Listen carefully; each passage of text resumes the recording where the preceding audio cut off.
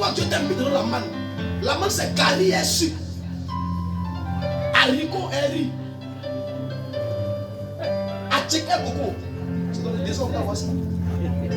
Dans la crise de l'Union, on a vu des peuples qui ont mangé. Des personnes qui ont mangé atcheke coco.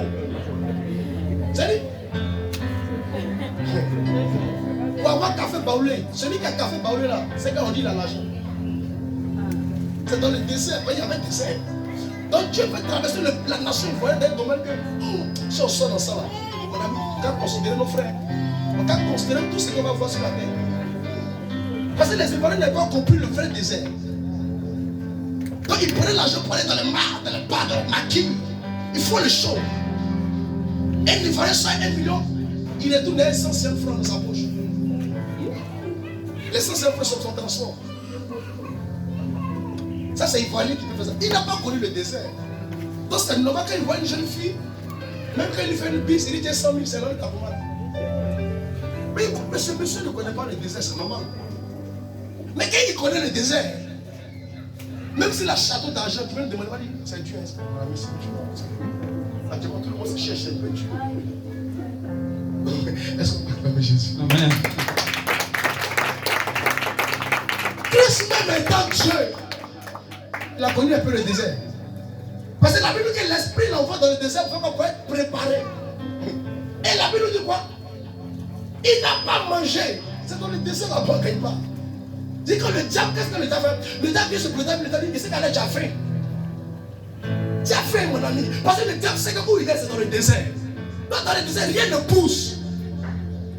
Là-bas dans le désert, même gratin devient grade. Mais attends, c'est dans le désert, on prend gratin, on met sur le soleil, le soir, on prépare, on remange. C'est dans le désert, il n'y a pas ça de cas, on ne peut pas s'en aller. Dis-le quoi même. Dans le désert, tu vas aller chez un problème pour donner à ton papa. Toi seul, tu vas régler ton problème.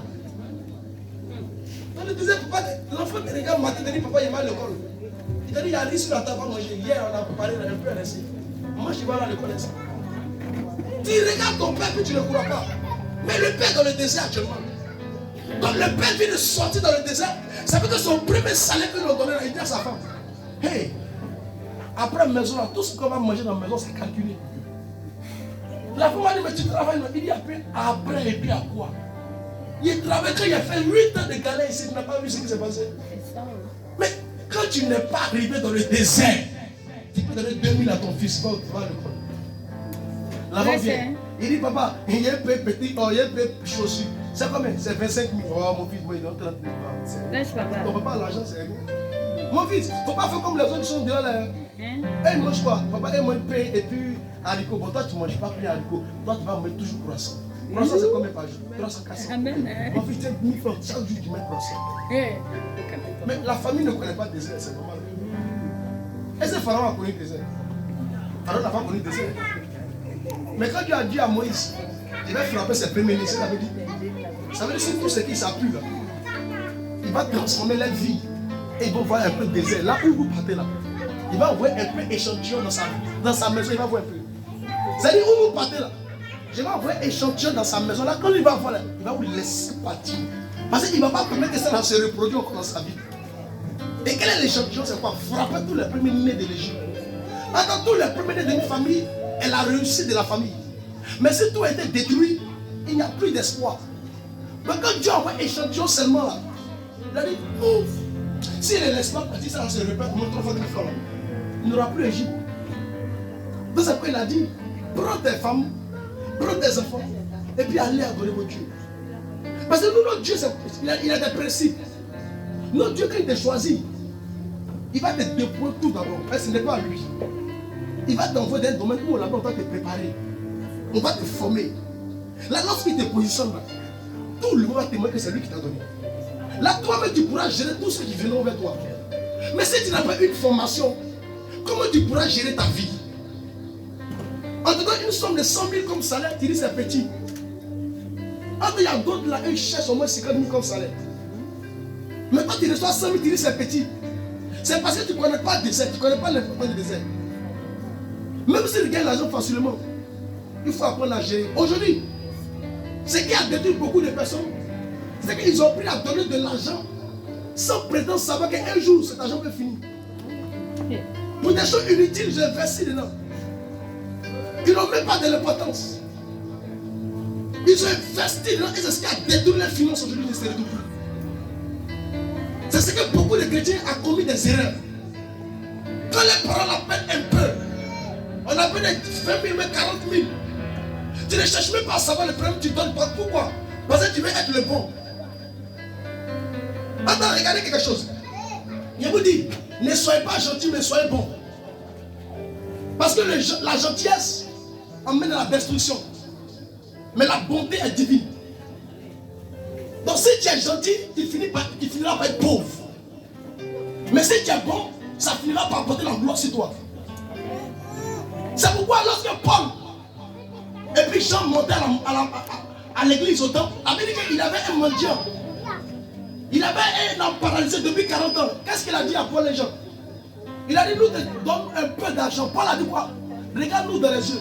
Nous n'avons rien à t'offrir. Nous n'avons rien à t'offrir. Mais nous, ce que nous pouvons te donner, c'est la bonté. La bonté à quoi? Lève-toi et marche. Parce que si tu marches, tu peux travailler pour avoir l'argent. Si tu te lèves et tu marches, tu peux avoir l'argent. Mais ce que nous on te donné là, ça ne peut rien faire. Ça qui ne sait pas, il va dire c'est la bonté, c'est la méchanceté. C'est la même chose que pour les 10 femmes vierges folles. Dans le livre de Matthieu, verset, la Bible nous dit quoi? Qu'il avait 5 femmes vierges folles qui attendaient l'épouse. Et les 10 qui attendaient l'épouse, il y avait 5 dedans qui n'avaient pas préparé la venue de l'époux. Donc qu'est-ce qu'elles ont fait? Elles sont allées voir. Elles avaient une lampe, chacune de leurs lampes allumées. Mais les 5 autres, les lampes étaient éteintes. Donc elles sont allées voir les 5 autres femmes vierges. Pour dire, on a besoin un peu de pétrole pour aller allumer notre lampe. Vous voyez? Et les 5 autres femmes ont dit quoi? Nous n'avons pas de pétrole. Allez-y chercher. Vous avez compris? Et en partant chercher, c'est là l'époux est venu, Jésus est venu. Et Christ a demandé où sont les 10 autres, les 5 autres. Et elles sont allées chercher. Mais imaginez-vous, si Christ, si les 5 femmes qui avaient remis le pétrole aux 5 vierges femmes folles, ce sont elles qui allaient perdre et les autres allaient rentrer avec Christ. Mais elles ont fait quoi? Elles ont refusé. Donc refuser quelque chose à quelqu'un là, ce n'est pas forcément la méchanceté. C'est clair. On dépense pour des choses qui sont utiles. On ne dépense pas pour des choses qui sont inutiles. Un pauvre qui fait 7 fois anniversaire dans une année, c'est que lui, il n'a pas encore compris le désert. Une personne qui fait 7 fois anniversaire dans un an, il ne connaît pas encore ce qu'on appelle désert. Et donc, il faut vivre de la vie, c'est que Dieu nous donne.